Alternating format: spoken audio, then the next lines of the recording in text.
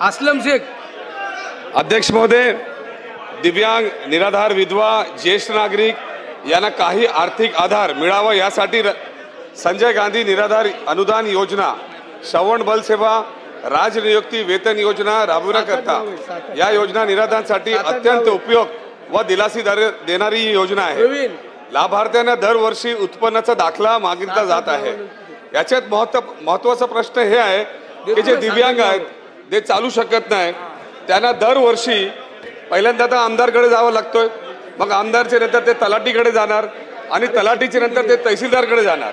म्हणजे आता तुम्ही विचार करा मंत्री महोदय साहेब, कारण हा सब्जेक्ट तुमच्या खात्याशी निगडीत आहे की ज्यांना चालता येत नाही, ज्यांना बघता येत नाही, त्यांना दरवर्षी तुम्ही मागत आहे आणि समाज कल्याण केंद्राच्या एक सेक्टरमध्ये 5 वर्षासाठी त्यांना तुम्ही रिलीफ देण्यात केलेलं आहे। म्हणजे त्यांना एकदा त्यांनी सर्टिफिकेट घेतला की त्यांना 5 वर्ष परत जाण्याची आवश्यकता नसते।